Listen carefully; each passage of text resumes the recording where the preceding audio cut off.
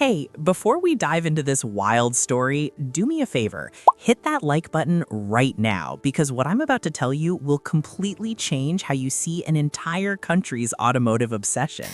Seriously, smash that subscribe button too because you won't believe how a Southeast Asian nation became more obsessed with pickup trucks than Texas ranchers. And the reason why might just blow your mind. All right, let's get into this. Hey, this is Mark, and you're welcome to AUTOSAYS. You're standing on a busy street in Bangkok, Thailand's sprawling capital, and something feels off. You're surrounded by gleaming vehicles, but they're not the sedans or hatchbacks you'd expect in a dense Asian city. No. Everywhere you look, there are pickup trucks. Big, muscular, chrome-laden pickup trucks that would look right at home cruising down an American highway, except they're weaving through narrow alleyways, parked outside luxury condos, and being used to grab groceries. In fact, 1 out of every 2 vehicles sold in Thailand is a pickup truck. Let that sink in for a second. 50%. To put that in perspective, in the United States, the land where Ford F-150s reign supreme, pickup trucks only make up about 20% of total vehicle sales. So what's going on here? How did this tropical nation, where most people have never seen a dirt road in their lives, become absolutely obsessed with vehicles designed for hauling cattle and construction materials? The answer takes us on a journey through economic crashes, clever tax loopholes, cultural identity crises, and one of the most brilliant automotive market manipulations in modern history. And trust me, by the end of this, you'll understand why global automakers are treating Thailand like the golden goose they never saw coming. Let's rewind to 1997, because that's where our story really begins. Thailand was riding high on an economic boom that seemed unstoppable. The country was being called one of Asia's tiger economies, growing at rates that made Western economists jealous. Money was flowing, real estate was booming, and the middle class was expanding faster than anyone predicted. Then, almost overnight, everything collapsed. The Asian financial crisis hit Thailand like a freight train, and I'm not exaggerating when I say it nearly destroyed the country's economy. The Thai baht, their currency, lost half its value in a matter of months. Banks failed, businesses went bankrupt, and millions of people saw their life savings evaporate. The streets of Bangkok, once buzzing with optimism, turned into scenes of desperation. But here's where it gets interesting, and this is the part most people don't know. When the government was scrambling to rebuild the economy, they made a calculated decision that would forever change Thailand's automotive landscape. They needed to attract foreign investment desperately, so they offered major car manufacturers a deal they couldn't refuse. Set up production facilities in Thailand, and we'll give you tax incentives that'll make your accountants weep with joy. Toyota, Isuzu, Ford, Mitsubishi, they all jumped at the opportunity. But there was a catch, and this is crucial. The Thai government created a bizarre tax structure that heavily favored pickup trucks over passenger cars. And I mean heavily. If you wanted to buy a regular sedan, you'd be hit with import duties and excise taxes that could push the price up by 50 to 80%. But a pickup truck? The taxes were a fraction of that, sometimes as low as 3 to 12% depending on the engine size. Now, you might be thinking, that's insane, why would they do that? Well, the official reason was to support farmers and agricultural workers who needed affordable work vehicles. Thailand's economy was still heavily agricultural at the time, and helping rural communities made political sense. But here's where it gets deliciously complicated, because what happened next was pure genius from the automotive perspective, and a complete transformation of Thai culture. The car companies looked at this tax structure and saw an opportunity that went way beyond selling work trucks to farmers. They realized they could create an entirely new market segment that didn't exist before: the lifestyle pickup truck. Think about it. They had a vehicle that was taxed like a commercial workhorse, but could be marketed like a luxury SUV. So they went to work, and what they created was nothing short of revolutionary. They started producing pickup trucks with leather interiors, touchscreen entertainment systems, chrome accents, and comfort features that rivaled high-end sedans. They added extended cabs so families could use them as daily drivers. They improved the suspension so they rode more like cars than trucks, and most importantly, they marketed these vehicles not as farmers' tools, but as symbols of success, adventure, and freedom. Toyota launched the Hilux Vigo with campaigns showing successful businessmen driving them to office meetings. Isuzu positioned the D-Max as the ultimate lifestyle vehicle for young professionals who wanted to project an image of rugged capability even if they never hauled anything heavier than shopping bags. And Ford brought in the Ranger with American-style marketing that made Thai consumers feel like they were buying into a global success story. And you know what? It worked beyond anyone's wildest predictions.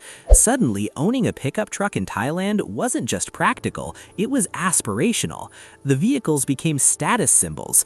Families who could have bought cheaper sedans were stretching their budgets to get pickups because that's what successful people drove. The cultural shift was so dramatic that within a decade, pickup trucks went from being seen as agricultural equipment to being the preferred vehicle of Bangkok's middle and upper classes. But wait, there's more to this story, and it gets even crazier. Are you still with me? Good, because this next part involves billions of dollars and a manufacturing strategy that turns Thailand into what industry insiders now call the Detroit of Asia. The automakers weren't just selling trucks to Thai consumers, they were using Thailand as a production hub to manufacture pickup trucks for the entire world. Remember those tax incentives the government offered? They came with a requirement that manufacturers had to export a significant portion of their production. So Thailand became the global pickup truck factory. Today, over half of all pickup trucks sold in Europe are made in Thailand. When an Australian buys a Toyota Hilux, it was probably built in Thailand. Even some models sold in the American market have Thai components. The numbers are staggering. Thailand produces over 2 million vehicles per year, and about 40% of those are pickup trucks destined for export markets. The industry employs over 850,000 people directly and supports another 3 million jobs indirectly. It contributes roughly 12% to Thailand's GDP.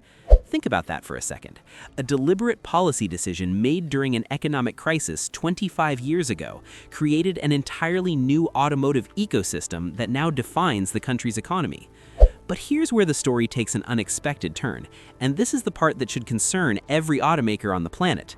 The Thai market has become so sophisticated and demanding that it's actually driving global pickup truck innovation.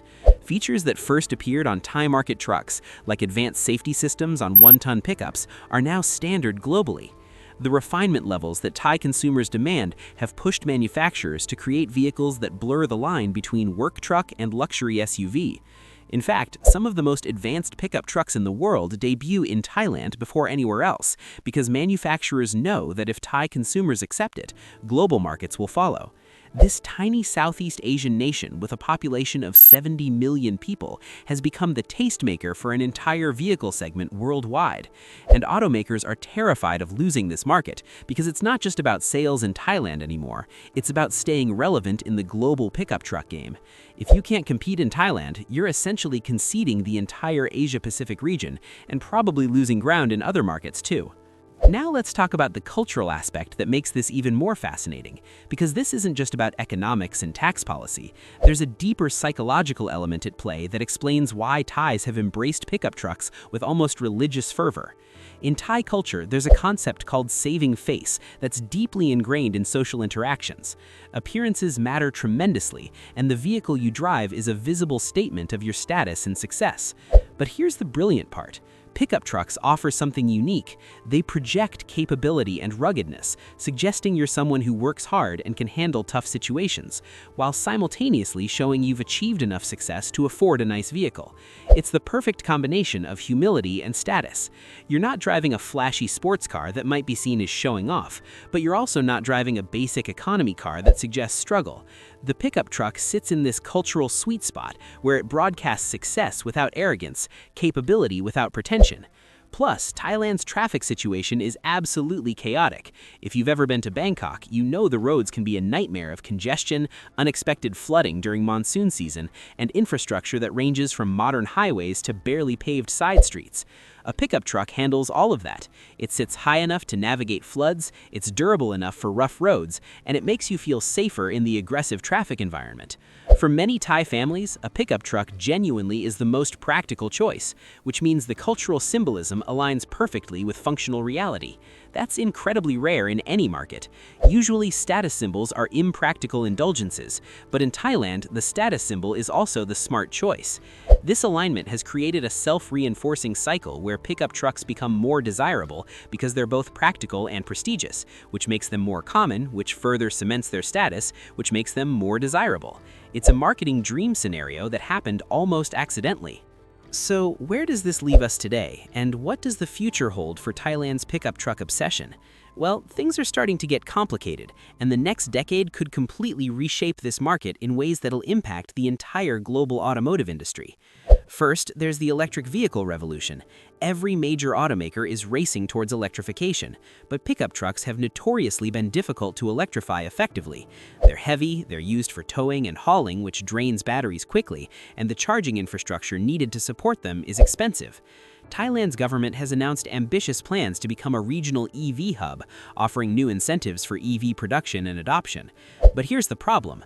Electric pickup trucks are significantly more expensive than their internal combustion counterparts, which means that beautiful tax advantage that made pickups affordable in the first place starts to disappear. If a base model electric pickup costs 40% more than a gasoline version, suddenly that tax structure doesn't make them the budget-friendly choice anymore. Manufacturers are scrambling to figure out how to maintain the Thai pickup market's profitability while transitioning to electric powertrains. Second, there's a generational shift happening. Younger Thai consumers, particularly in urban areas, are starting to question whether they really need pickup trucks. They're more environmentally conscious, more interested in technology and connectivity than hauling capacity, and less swayed by traditional status symbols. Car-sharing services are becoming popular in Bangkok, and the idea of vehicle ownership itself is becoming less important to people under 30. This demographic shift could fundamentally change demand patterns in ways that threaten the entire ecosystem built around pickup truck dominance. And finally, there's the international trade situation. The tax structure that created this market is increasingly under scrutiny from international trade organizations and partner countries, who argue it creates unfair advantages for manufacturers operating in Thailand. There's pressure to normalize the tax treatment of different vehicle types, which would eliminate the core economic reason pickup trucks became so dominant in the first place. If that tax advantage disappears, would Thais continue buying pickup trucks at the same rate, or would the market normalize to look more like other countries? Nobody knows for sure, but billions of dollars in investment are riding on the answer. What we're witnessing is a fascinating case study in how government policy, corporate strategy, and cultural evolution can combine to create something entirely unexpected. Thailand didn't set out to become the pickup truck capital of Asia. They were trying to survive an economic crisis and made some policy decisions that seemed reasonable at the time. Automakers saw an opportunity and took a calculated risk. Thai consumers embraced a vehicle type that happened to fit their needs and aspirations perfectly. And now, 25 years later, this combination has created an automotive market that punches way above its weight in global importance. The story of Thailand's pickup truck obsession teaches us something crucial about markets, culture, and innovation. Sometimes the biggest changes don't come from grand strategic visions. They come from the unexpected intersection of practical needs, economic incentives, and cultural values.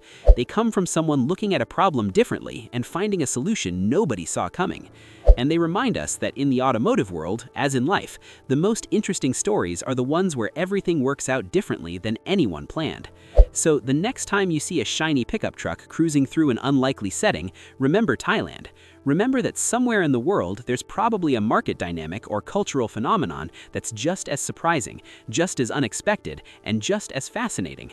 And if you learned something new today, if this story made you see the automotive world a little bit differently, then hit that like button, subscribe to AUTOSAYS, and stick around, because we've got plenty more stories about the weird, wonderful, and wildly unexpected corners of car culture around the world. Trust me, you don't want to miss what's coming next.